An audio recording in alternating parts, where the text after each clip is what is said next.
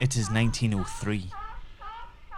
You lay the last piece of stone down on the wall and take a step back to bask in the glory of what you've built. It's not much, but given that you and your shipmates had to quarry the very rocks around you to put it together, the 20-foot square little building, squat and dark against the blinding white, is pretty impressive if you do say so yourself. The building still needs a roof, but Mr. Brown the botanist says it should be easy enough to rough one out of the sails of the ship. He said given that you had no mortar and no mason's tools, you should be proud of building such a lasting little house. He says it will still be standing in 100 years' time. You're not so sure. As you trudge back across the rocks and ice and gaze up at the steep cliffs which you hope are going to give you protection for the winter, you think about home, about Troon, about how it's never quite as cold there as in the rest of Scotland. The town where people laughed at you and said that you, Jimmy Rice, a ship's carpenter, were never going to go to Antarctica. You should get it out of your head. If only they could see you now. Joke would be on them. Well, maybe. I mean, it is pretty cold. Although it's not quite as cold as you'd expected. You joined the crew of the Scotia, the ship which is currently frozen solid in ice about a quarter of a mile from shore, expecting things to be a fair bit less comfortable than they actually are.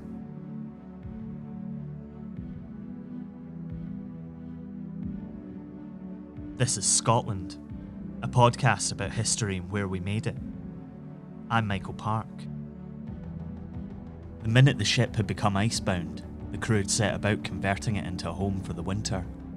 You'd dismantled the engines and emptied the boilers, pulled down the highest parts of the mast and pulled a massive canvas canopy over the deck just to keep it enclosed.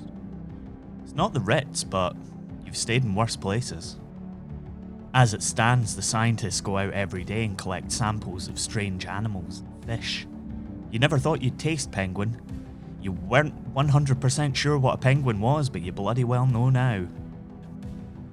Mr. Florence, the chief cook, had tried to show you how to cook one night, but it was kind of tough to look at them after you'd watched them all waddling around, and one had even done a wee dance for the piper. God, you kind of wish you hadn't brought a piper. Mr. Bruce, William Spears Bruce to the great and good, is already making plans to go back to Buenos Aires to pick up supplies and get some repairs done to the Scotia once winter lets up. The rudder was damaged in the ice, and if the ship's going to make it further into the Weddell Sea during summer, she's going to need some work done to her. But still, this is such an adventure, and Mr. Bruce is dead excited that a crew of Scotsmen have made it this far. Even the Scotsman newspaper had written about it. The leader and all the scientific and nautical members of the expedition are Scots. The funds have been collected for the most part on this side of the border. It is a product of voluntary effort, and unlike the expedition which will be simultaneously employed in the exploration of the Antarctic, it owes nothing to government help. That wasn't strictly true. Tommy Mackenzie was born in New Zealand, but no one held it against him. It wasn't like those other expeditions that would come later that had the blessing and the money of the British government behind it. In fact, you're pretty sure that none of the scientists will be going home to the prestigious Polar Medal from the Royal Geographical Society, not like those moneybag boys from the Discovery Expedition, bought and paid for by the British government. You sail for Argentina in November, leaving 7 men behind on the ice. 6 who would man the little stone building which Mr. Bruce christened Ormond House in honour of the director of the Edinburgh Observatory, and the ship's engineer, Alan Ramsay, who had sadly succumbed to a heart condition and passed away in August 1903.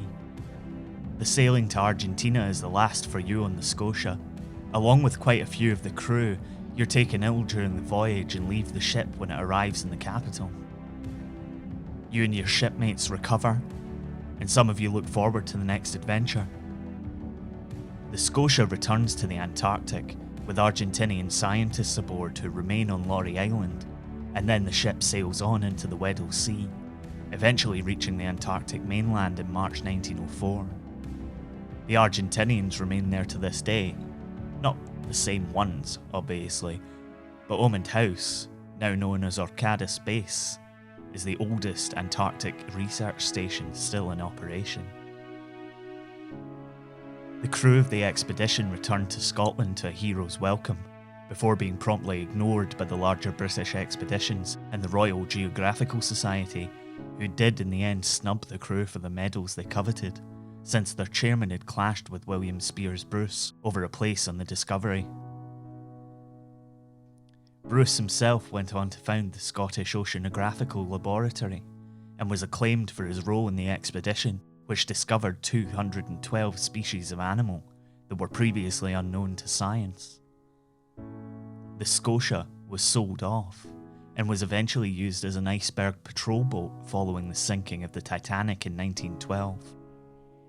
And on Laurie Island, in the South Orkneys, among the seals and the penguins, and the research scientists, nestled between the cliffs, and although it's seen much better days, Ormond House still stands, just like Mr. Brown the botanist said it would.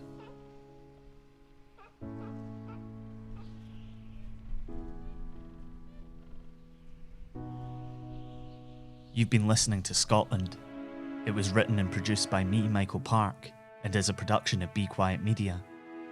Additional voices in this episode were by Chris Moriarty.